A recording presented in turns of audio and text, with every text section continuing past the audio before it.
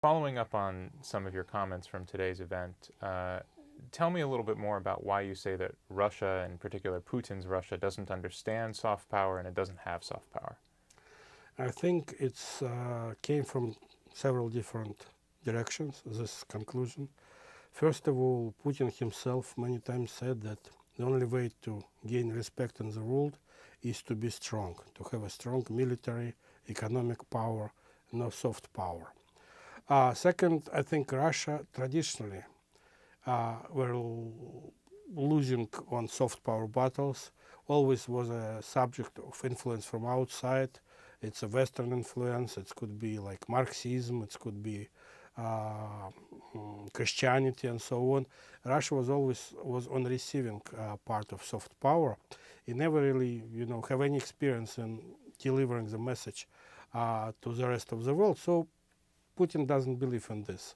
He knows the end of the Soviet Union, with all these great ideas. Soviet Union collapsed very quickly because of different reasons, economic, military, and so on reasons.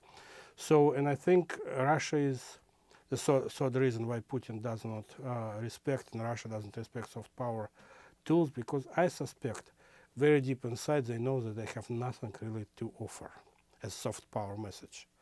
Uh, there's no great idea behind Russian current political system. Russia is a country, by constitution is a rejected state ideology, like it used to be in Soviet Union.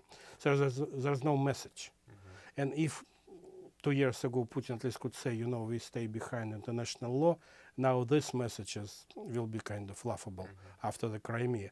So I think maybe one of the reasons that they understand they have nothing to deliver. It's often said that, and it's said, in fact, by Putin himself, both internally and on the world stage, that Russians can suffer like no others, right? The Russians are capable of suffering. But it seems to me Russians are also not crazy. They don't want to suffer.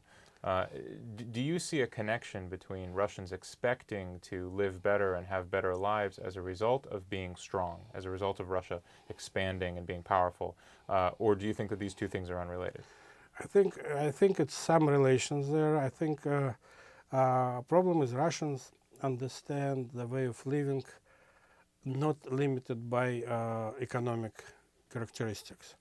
So they much more, at least they see themselves as much more spiritual people. They want to have spiritual freedom.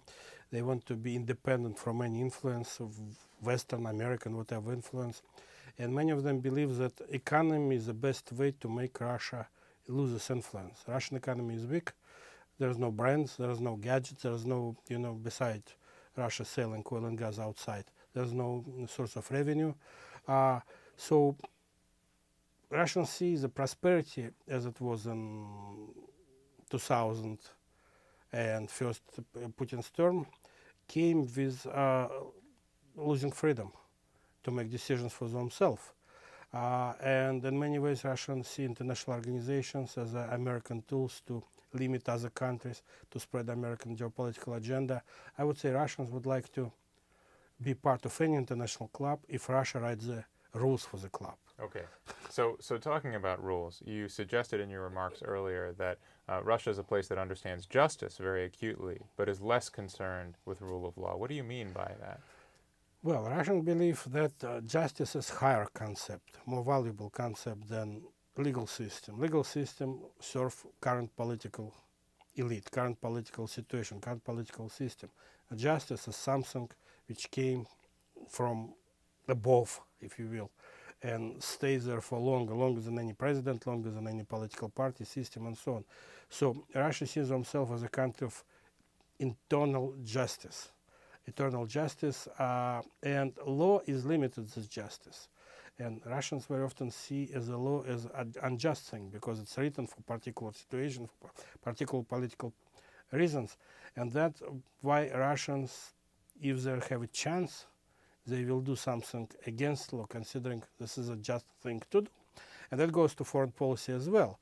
Why Russians support Putin? They understand, many of them understand that he broke international laws. They don't care about this because he did a justice for Crimea, for Russia, put nation together, and they actually surprised that America don't support unification of Russians and Crimea, unification of Russians in Russia, and talk about law.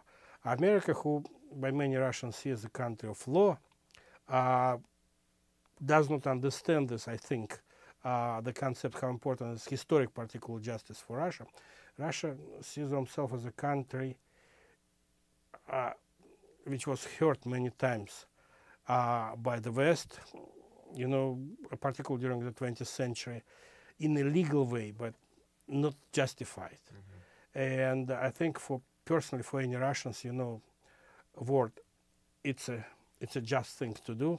Much more important, this is a legal thing. This is according to the law to do, and the system of values are quite different as a result of that. Thank you. Sure.